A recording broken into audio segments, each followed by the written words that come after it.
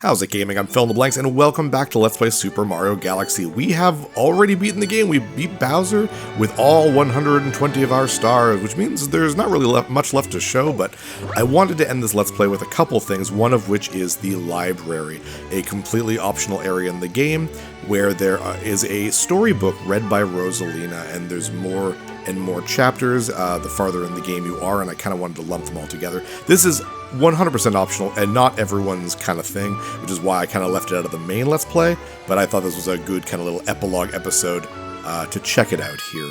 So, go into this room, and you'll see Rosalina with all her little Lumas. Very cute. Let us begin. Oh, I totally forgot she had a voiced line there. That's so weird. I'm not used to that in Mario. Let us begin. Alright. Chapter 1. The Celestial Duo. Our story begins a very, very long time ago with a young girl. One day, this girl spotted a rusted spaceship holding a small star child. Gorgeous artwork. I love how it's like, almost like a painterly thing. "What's your name? Are you lost?" the girl asked the star child. "I'm Luma, and I'm waiting for Mama. She's coming for me on a comet," said the star child, who had been waiting day and night. "Don't worry, I'll wait with you," the little girl promised Luma. At nightfall, the little girl borrowed her father's telescope and peered into the sky. She looked and looked, but she saw nothing. Hours turned into days and then years, but still the sky revealed nothing. Finally, the little girl sighed and said to Luma, "If we stay here looking much longer, I'll be an old lady soon." But then she had an idea. "Why don't we go out there and find your mother ourselves?" The girl and Luma fixed up the rusty spaceship, and then the two set sail into the starry sky. And this is how the search for the celestial mother began. Chapter 2. Starbits. Days passed with no sight of the comet or even a single planet. Instead, asteroids extended for as far as the eye could see. "If I had known it was going to take this long, I would have packed more jam," said the little girl above the rumble of her belly. Before they left, she had packed all the essentials: telescope, butterfly net, stuffed bunny, bread, milk, jam, and apricot-flavored tea. But I forgot to bring water. At this, Luma burst into gales of laughter, and the girl began to pout. "As long as I have starbits, I'll be fine," said Luma. "Want some?" The little girl couldn't stay mad after hearing this. Luma continued to laugh, and the girl couldn't help but join in. "Alright, maybe just a nibble." Leaning far out of the ship, the pair began to collect starbits with the girl's net. They almost fell out a few times, but they kept on collecting. The starbits tasted like honey. Chapter 3. The Comet. A beam of light pierced through the ship's window. Thinking it was the morning sun, the girl peered through the window only to find a turquoise-blue comet shimmering at her. The little girl shook the sleeping Luma awake and shouted excitedly, "We have to get to that comet!" The pair descended on the comet and found that it was made of ice. They looked high and low, but Luma's mother was nowhere to be found. Exhausted, the little girl sat down with a flop, utterly unable to take another step. "Look!" Peering down at the icy ground where Luma was pointing, the girl suddenly noticed clusters of starbits encased in the ice. "Pretty good, huh? Finding starbits is my specialty," said Luma, beaming. "There's ice here, but it's so warm I'll bet there's water here too." The two decided to stay on the comet for a while. Riding the turquoise comet, the pair continued their search for Luma's mother. Chapter 4. The Dream. One night, the girl dreamed about her own mother. "Where are you going?" she asked her mother's retreating back.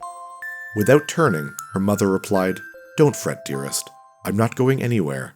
I'm always watching over you, like the sun in the day and the moon in the night.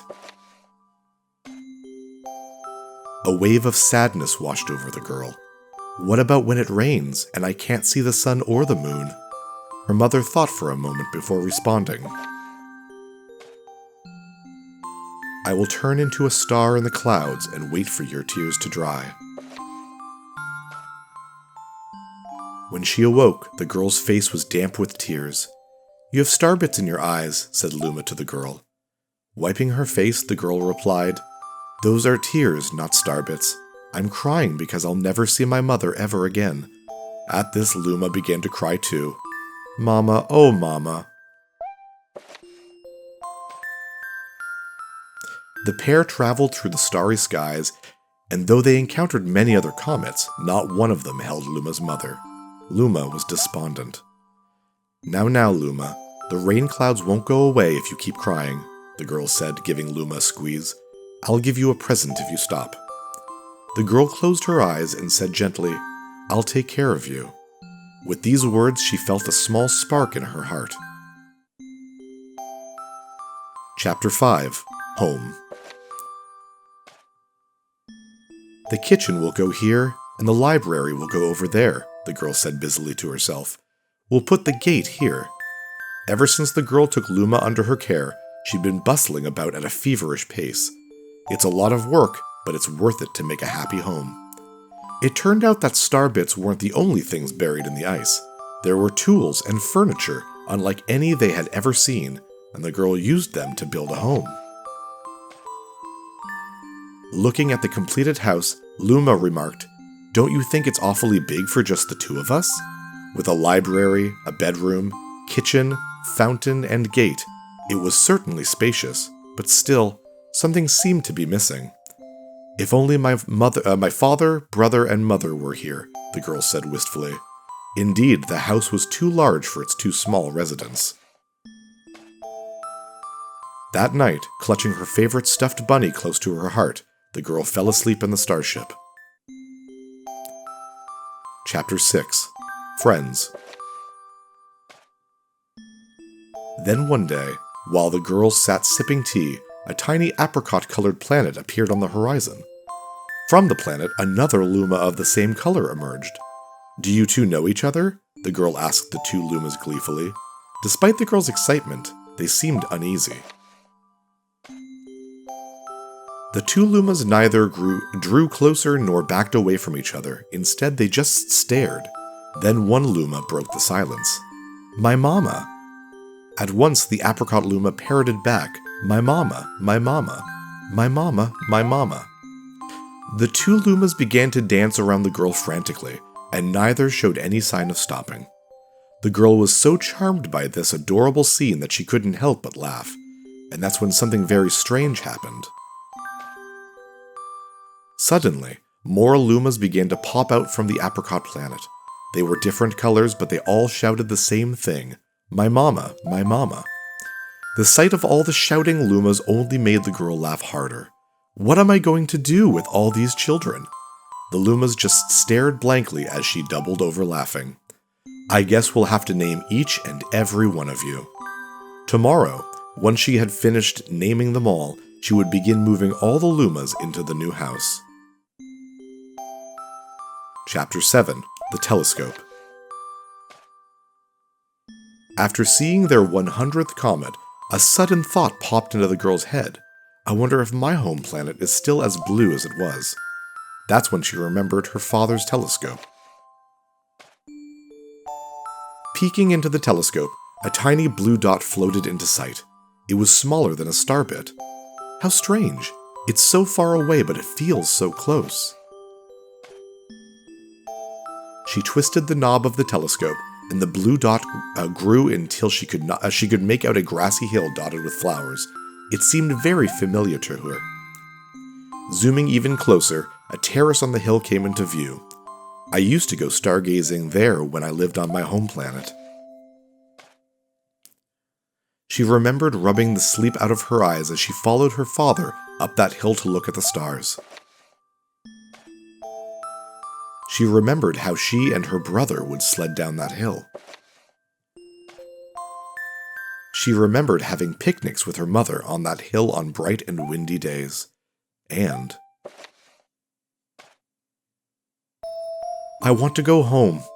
I want to go home right now. The girl burst into tears, and the Lumas didn't know what to do. I want to go home.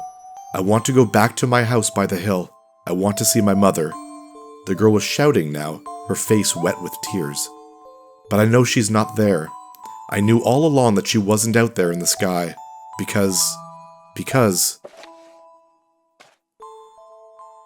She's sleeping under the tree on the hill. The girl's cries echoed through the stars, and a hush fell over the area. Chapter 8: The Wish.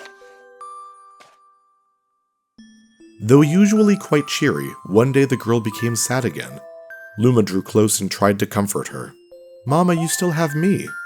And don't be sad about your mama, because she's a part of you. That means she's always close by. It's like me. I love Starbits because they remind me of my mama." "No, no," the girl said, unable to stop the tears. A lonely look flickered across Luma's face, but it was soon replaced by a wide grin. "I have an idea. I will transform into a comet, a soaring comet that can carry you all on this journey."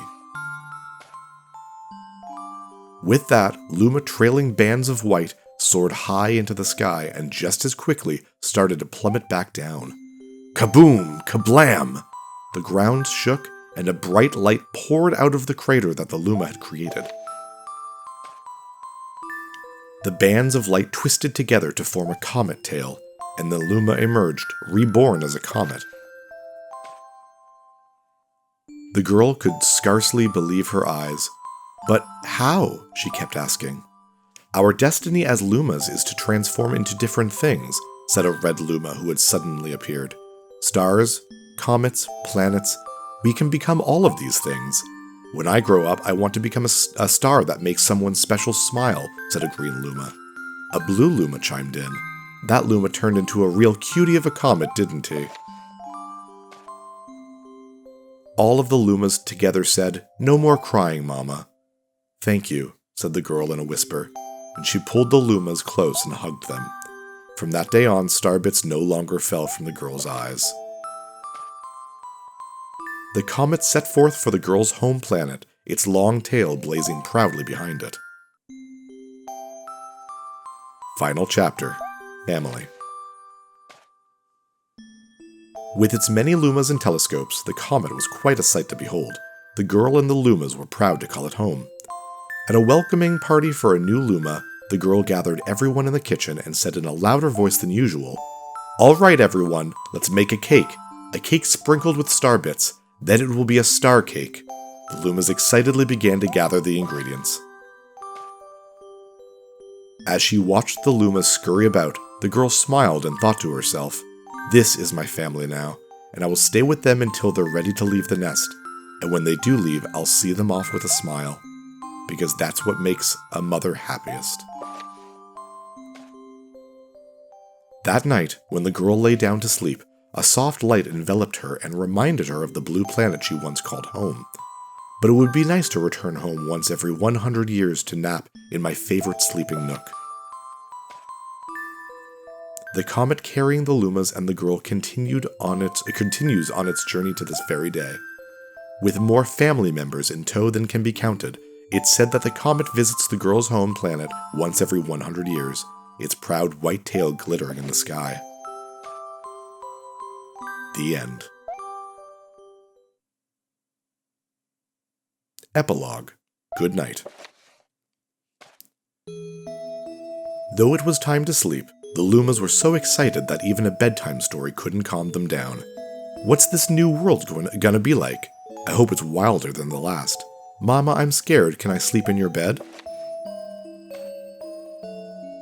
The girl picked up her guitar, sat on the bed, and began plucking out a lullaby. The Lumas surrounded her, jostling for the best spots to hear her play. The calming tones of the music echoed through the bedroom and beckoned them to sleep. Good night, my dears, but the once noisy Lumas had already slipped into the world of dreams. The girl placed the guitar near her pillow and then lay down on the bed. The girl would soon join the Lumas in their slumber as their comet traveled toward planets on journeys all their own. When next they woke, they would continue their search for the birthplace of the Lumas. As the girl drifted off to sleep, she thought, "It's so exciting to meet new people. It can be a little scary, but that's part of what makes it fun. Greeting old friends can be just as exciting. Maybe next time I'll visit an entirely new world." Goodbye to those we met on this journey. I will cherish the memories forever. And to those we will meet on the next journey, hello. May the stars shine down on you. Good night. With the Lumas and the girl on board, the comet hurtled through the starry skies, chasing the light to a new journey. The end. That's all. That's all. My story is finished. Aw, I think it's really cute. Like I said, it's not like essential or anything, but I go through it every time I play the game. Alright, so one last thing. I did want to show you the reward for getting 120 stars, and it's playing as Luigi. And here we are on the Wii version. There is Luigi. There he is. And I'm on the Wii version because I did not have enough time to beat the game again, all 120 stars on the Switch version. So I just reloaded a file from my Wii, just so we could see kind of everything, because there's another reward after beating the game fully with Luigi. You can already see, actually, there's an extra star here, 121 stars. Let's talk about Luigi first. Luigi is sort of the hard mode and easy mode of Galaxy. He's difficult because he skids to a stop, so his traction is really, really bad. I love his run cycle, it's adorable. But he jumps so incredibly high that you can actually skip some planetoids in this game. I like this because it's a way for Nintendo to be okay with players kind of messing around with the game, because you can skip chunks of this game with really precise platforming. And I'm glad that Nintendo didn't like lock that away and say, no, that's not how the game's meant to be played. They instead make it a reward for you. I just love that. And what's so funny is that they actually keep Luigi as a character you find. They just like, it's weird because like I look like I'm like lighter than him a little bit. I don't know.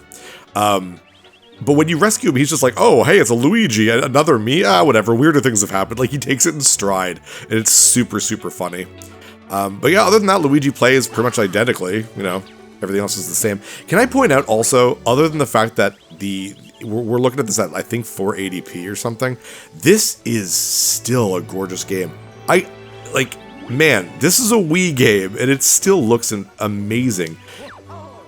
I guess it really was just the resolution kind of holding it back when Nintendo knew what they were doing with it. Mario Galaxy is a game where they knew what they were doing with it.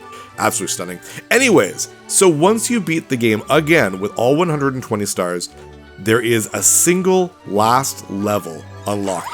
And it is, oh, I forgot that my Wii remote is a speaker. You can hear that through the Wii remote itself. It is tucked away over here, right there. Talk to this green Luma. Want to go to the grand finale Galaxy? I sure do. Okay then. And I really like the idea of this. Galaxy 2 would introduce the whole incredibly difficult final stage. This does not do that. This is not really a stage. It's more of a celebration of the player. You get to control Mario or Luigi in the opening fully with no real limitations. I love that. It is technically a 100 purple coin star, but with just really relaxing music from the beginning of the game, and like you see a little penguin here. Look at those stars. What do you got to say, little toad guy? The glorious Toad Brigade is back. Did you hear about their heroic deeds? They're just amazing. They are amazing. In fact, Captain Toad had his own game, which I legit think is one of the best Wii U games out there. So good. Have no fear. What did you say? Have no fear, we secured the area. I bet you did. But yeah, it's really cute. This is the first full brand new, oh, I love that view. Brand new 3D Mario game that you get to play as Luigi. Like we said, Super Mario 64 DS, you do get to play as Luigi. But this has a whole campaign from start to finish just for Luigi, and I love that. Very, very cool. The Gearmos here. It's a festival. Have fun, just don't break anything. Very cute.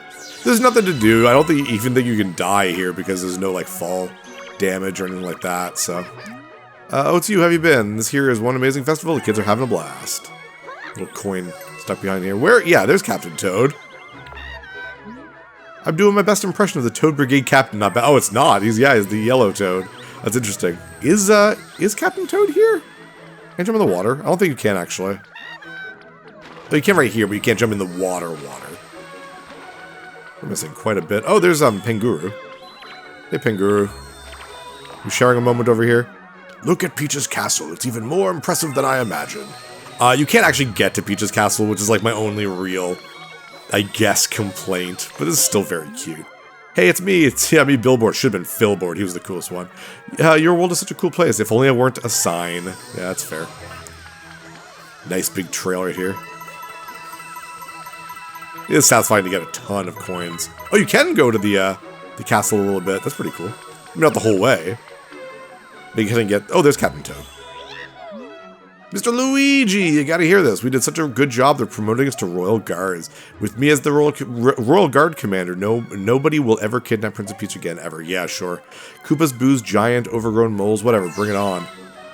I guess you could say the Toad in the Mario movies is kind of Captain Toad. I mean, he's got the backpack and stuff. And he does like...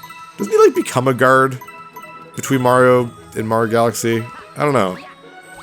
Up here, it's like one of the last one on the Star Shroom. It's nice that it made it back.